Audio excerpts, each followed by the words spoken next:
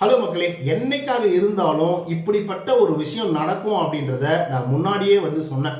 அப்படிப்பட்ட ஒரு விஷயம் தான் நைட் நடந்திருக்கு. பார்வதி அவர்கள் சொன்னதை கேட்டு கமருதீன் செமையா காண்டாகி, ஏமா உனக்கு ஏதோ பெரிய ஃபேமிலி எல்லாம் இருக்கு அப்படின்லாம் சொல்ற, எனக்கு ஃபேமிலி எல்லாம் கிடையாதுமா, நான் போய் வெளியே போய் ஓடணும், வேலை செய்யணும், எல்லா வேலைகளும் பண்ணோம், மொத்த பணியை தூக்கி என் மேல போட்டா எப்படிமா அப்படின்னு சொல்லி ஒரு தரமான கேள்வியை பாத்தீங்க அப்படின்னா நம்மளுடைய கமருதீன் அவர்கள் பார்வதிக்கு எதிராக எழுப்பியிருக்காங்க. ஸோ உடனே பாத்தீங்க அப்படின்னா பார்வதி அவர்கள் ஓகே இப்பயே பிளாஸ்ட் ஆயிட்டா எப்படி, இப்பயே பாத்தீங்க அப்படின்னா கமருதீன் இவ்வளவு கோவப்பட்டான் அப்படின்னா ஃபேமிலி ரவுண்டுக்கு நம்மளுடைய கண்டென்ட் போகாம போயிடுமே, இல்ல நம்ம போட்ட பிளான்ஸ் எல்லாமே கெட்டு போயிடுமே அப்படின்னு சொல்லி உடனே பாத்தீங்கன்னா அன்பே ஆறு உயிரே அப்படின்ற மாதிரி என்ன பேபி என்ன செல்லம் அப்படிங்கிற மாதிரி கமருதீனை காம்ப்ரமைஸ் பண்ணிட்டு இருக்காங்க. பட் கமருதீனுக்கு கிளியரா ஒரு விஷயம் தெரியும், எப்படி பார்த்தாலும் பார்வதி நம்மளை மாட்டி விட தான் போறாங்க, அதே போல பார்வதி அவர்கள் எப்பயுமே நமக்காக நிக்க மாட்டாங்க அப்படிங்கிறது அவருக்கு கிளியரா தெரிஞ்சு போச்சு. சோ அதனாலதான் லாஸ்ட் வீக்ல கூட பாத்தீங்க அப்படின்னா கனி அவர்கள்கிட்டயும் விக்ரம் கிட்டயும் கமருதீன் அவர்கள் என்ன சொல்லியிருப்பாரு அப்படின்னு பாத்தீங்கன்னா, இந்த 24 மணி நேரம் டைமிங் பாத்தீங்கன்னா அந்த ஃபேமிலிக்கு ஒதுக்கணும் அப்படின்னு சொல்லி வரும்பொழுது அது ஆதரவை பாத்தீங்கன்னா எடுத்துட்டு போயிடுவாங்க. சோ அந்த நேரத்துல பாத்தீங்க அப்படின்னா கமருதீன் கனியக்கா கிட்ட கிளியரா ஒரு ஸ்டேட்மெண்ட் சொல்லுவாங்க, இப்ப என்ன நடந்துற போது பேசுறதே திரும்ப திரும்ப பேசி கடைசியா கமருதீன் தான் எல்லாத்துக்கும் காரணம் அப்படின்னு சொல்லி என்னதான் பிளேம் பண்ண போறா பார்வதி அப்படிங்கிற மாதிரி ஒரு ஸ்டேட்மெண்ட் சொல்லியிருப்பாப்ல. ஆக்சுவலா அந்த மனுஷன் வேற மாதிரி விஷயங்களெல்லாம் பாத்தீங்கன்னா திங்க் பண்ணி அனலைஸ் பண்ணி பண்றாரு. சோ அந்த ஒரு விஷயத்தை தான் பார்வதி அவர்களும் பண்ணணும் அப்படின்னு சொல்லி எதிர்பார்த்துட்டு இருக்காங்க. எப்படா ஃபேமிலி ரவுண்ட் வரும், அம்மா கிட்ட நம்ம பண்ண தப்பு எல்லாத்தையும் சொல்லி அதுக்கப்புறம் இதுக்கெல்லாம் காரணமே கமருதீன் தான் அப்படின்ற மாதிரி சொல்றதுக்காக வெயிட் பண்ணிட்டு இருக்காங்க. சோ அதை தொடர்ந்து நேற்றுக்கு நைட் பாத்தீங்க அப்படின்னா ஒரு சம்பவம் நடந்திருக்கு. பார்வதி அவர்கள் லிட்டரலா கமருதீன் தான் எல்லாத்துக்குமே காரணம் அப்படிங்கிற மாதிரி சொல்ல வந்திருக்காங்க.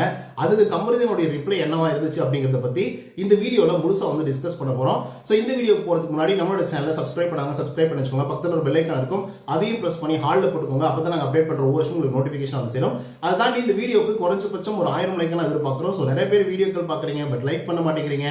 சோ லைக் போடுங்க, வீடியோ பாருங்க, வாங்க இந்த வீடியோக்குள்ள போலாம். முதல் விஷயம் என்ன அப்படின்னு பாத்தீங்கன்னா, கமருதீன் மற்றும் பார்வதி இவங்க ரெண்டு பேருக்குமே அல்லு இல்லை. ஏன்னா ஃபேமிலி ரவுண்ட் வர போறாங்க, எப்படி பார்த்தாலும் கமருதீனோட அக்கா வந்தாலும் கமருதீனை போட்டு பொழக்க போறாங்க அப்படிங்கிறது கமருதீனுக்கே நல்லா தெரியும். இல்ல ஃப்ரெண்டு வந்தாலும் போட்டா பொழப்போன்னு பொழப்போம் அப்படிங்கிறதுல அவர் உறுதியா இருக்காப்ல. பட் பார்வதிக்கு பாத்தீங்கன்னா இது ஒரு நல்ல ஒரு சான்ஸா பாத்தீங்க அப்படின்னா பார்க்கப்படுறாங்க. எதுக்காக அப்படி பாக்குறாங்க அப்படின்னு பாத்தீங்கன்னா, உள்ள பண்ண சம்பவங்கள்லாம் அந்த மாதிரி ஏகப்பட்ட சம்பவங்கள் பேசியிருக்காங்க பண்ணியிருக்காங்க. அது மட்டும் இல்லாம ஏகப்பட்ட ரியாக்ஷன்ஸ் பாத்தீங்க அப்படின்னா பண்ணியிருக்காங்க. குறிப்பா சொல்லணும் அப்படின்னு பாத்தீங்கன்னா, அந்த ஆக்டிவிட்டி ஏரியா ரூம்குள்ள போயிட்டு ரெண்டு பேரும் இருந்துட்டு வந்ததா இருக்கட்டும், அப்புறம் நாய் குறைச்ச விஷயங்களா இருக்கட்டும், மயக்கம் மறைச்சு பேசின விஷயங்களா இருக்கட்டும். ஸோ இந்த மாதிரி கமருதீனுக்கும் பார்வதிக்கும் ஏதோ சம்திங் உள்ளர ஓடுது அப்படிங்கிறது நமக்கே தெரியும். ஆனா நேற்றுக்கு எபிசோடுக்கு அப்புறமா ரெண்டு பேரும் உட்காந்து பேசிட்டு இருக்காங்க. என்னத்தை பத்தி பேசுறாங்க அப்படின்னு பாத்தீங்கன்னா, இந்த ஃபேமிலி ரவுண்ட பத்தி தான் பேசிட்டு இருக்காங்க.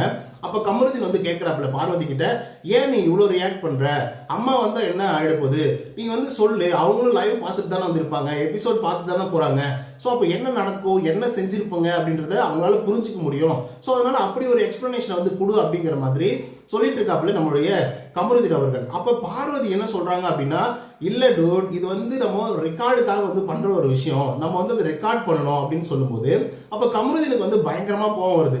ஏமா என்னம்மா நீ பேசிட்டு இருக்க, நான் தப்பு பண்ணிருக்கேன் அப்படின்னா நீயும் தான் தப்பு பண்ணிருக்க, நான் எந்த அளவுக்கு ரெஸ்பான்சிபிலிட்டியை கேரி ஓவர் பண்ணணுமோ அதே அளவுக்கு நீயும் தான் ரெஸ்பான்சிபிலிட்டி கேரி ஓவர் பண்ணணும்.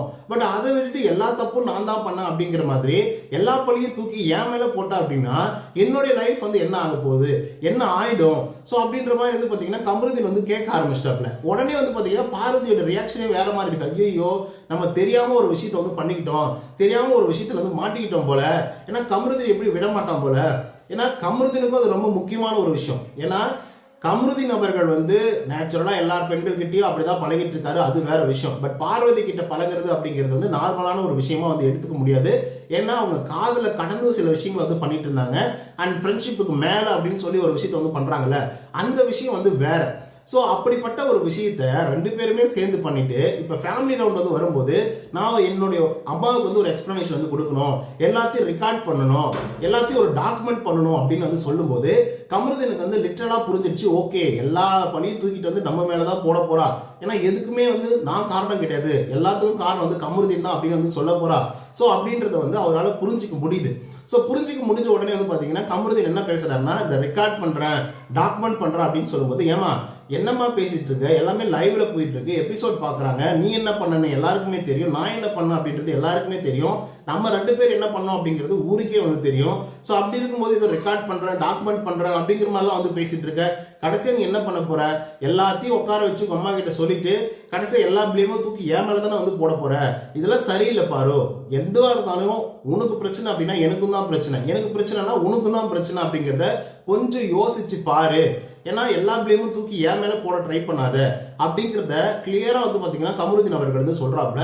உடனே பார்வதியோட முகமும் மாறுது. ஐயோ கமருதீன் கரெக்டா வந்து யோசிக்க ஆரம்பிச்சிட்டானே, கரெக்டா வந்து பிளான் பண்ண ஆரம்பிச்சிட்டானே, இப்ப நம்ம என்ன பண்றது அப்படின்ற மாதிரி யோசிச்சு உடனே வந்து பாத்தீங்க அப்படின்னா பார்வதி என்ன பண்றாங்க அப்படின்னா, இல்ல இல்ல நான் அப்படி சொல்ல வரல, இப்படிதான் சொல்ல வந்தேன் அப்படின்னு சொல்லி அப்படியே டைவர்ட் பண்ணி வேற மாதிரி ஒரு இடத்துக்கு வந்து கொண்டு போறாங்க.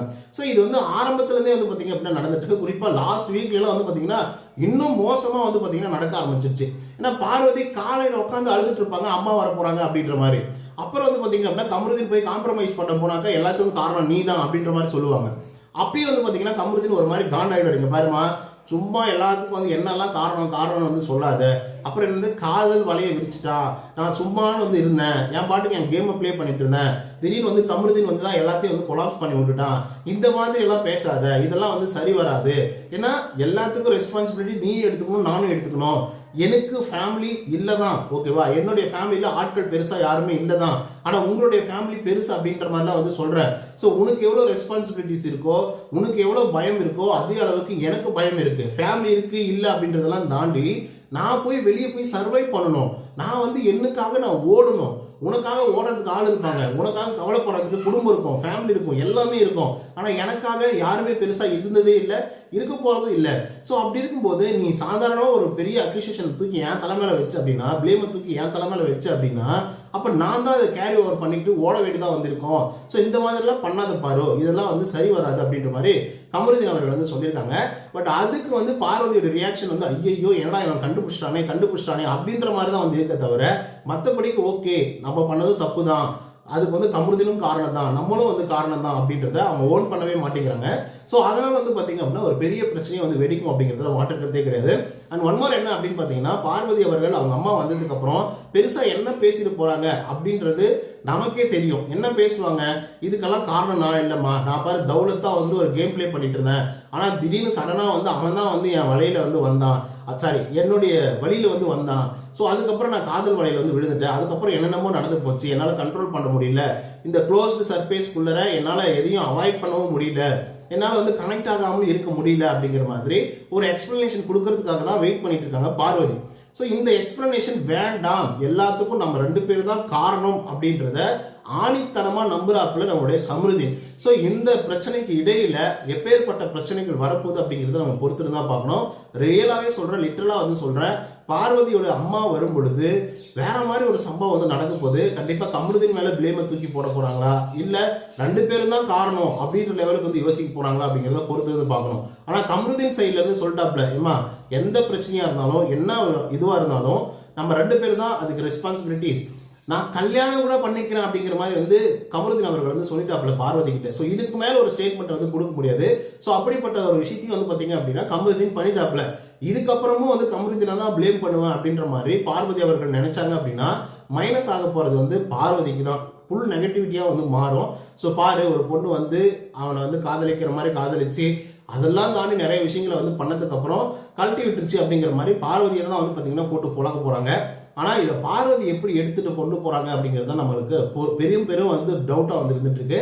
பட் அவங்க அம்மா எப்படி ரியாக்ட் பண்ண போறாங்க, அவங்க அம்மா வந்து பார்வதி மாதிரி ஓகேமா இது ஒரு ஷோ, ஸோ வேற வழி இல்லாம நீ இந்த மாதிரிலாம் வந்து பண்ணிட்ட சரியா, ஸோ நீயும் தப்பு பண்ணியிருக்கான் அவனும் தப்பு பண்ணியிருக்கான் அப்படிங்கிற மாதிரி நேர்மையா பேசி 2 பேருக்கும் காம்ப்ரமைஸ் வந்து கொண்டு வந்து, இல்ல அதுக்கப்புறம் இந்த விஷயம் வந்து வேண்டாமா, இந்த உறவு வந்து நீடிக்காதுமா அப்படின்னு சொல்லி சொல்ல போறாங்களா, இல்ல வந்து எல்லா தப்பும் கமருதீன் மேல தூக்கி போட்டுட்டு எப்படி பார்வதி பண்ணாங்களோ அதே மாதிரி வந்து அவங்க அம்மா பண்ண போறாங்களா அப்படிங்கிறத நம்ம பொறுத்துட்டு தான் பார்க்கணும்.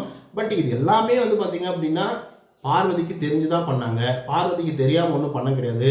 அதே போல பார்வதி ஒன்றும் மக்கு கிடையாது.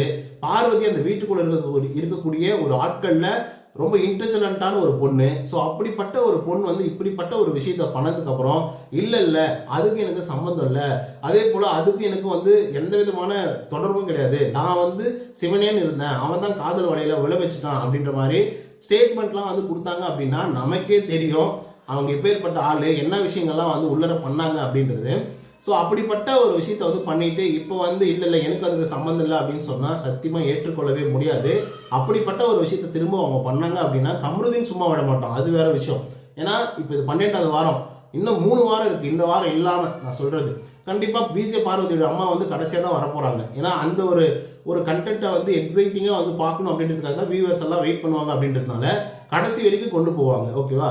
ஸோ இந்த மாதிரி விஷயங்கள்லாம் வந்து பார்த்தீங்கன்னா நைட்டோட நைட்டாக வந்து நடந்துட்டு இருக்கு. கமருதீன் அவர்கள் வந்து பிடிச்சி வெளுத்து விட்டுக்கிறாப்ல, நானும் ரெஸ்பான்சிபிலிட்டி நீயும் ரெஸ்பான்சிபிலிட்டி அப்படின்னு சொல்லி. ஸோ அதில் தொடர்ந்து வந்து பார்வதி பயந்துருக்காங்க. ஸோ இதில் தொடர்ந்து என்ன நடக்குது அப்படிங்கிறத நம்ம பொறுத்து இருந்தால் பார்க்கணும். ஸோ மக்களே, பார்வதியோட ஆக்டிவிட்டி பற்றி நீங்கள் என்ன நினைக்கிறீங்க, கமருதீனோட ஆக்டிவிட்டி பற்றி நீங்கள் என்ன நினைக்கிறீங்க அப்படிங்கிறத கமெண்ட்ஸ் வந்து பதிவு பண்ணுங்கள். இந்த வீடியோ பிடிச்சிருந்தா லைக் அண்ட் சப்ஸ்கிரைப் பண்ண மறந்துடாதீங்க. இன்னொரு தகவலை சரியாக அன்று பாய் ஃப்ரம் உதய். நன்றி, வணக்கம்.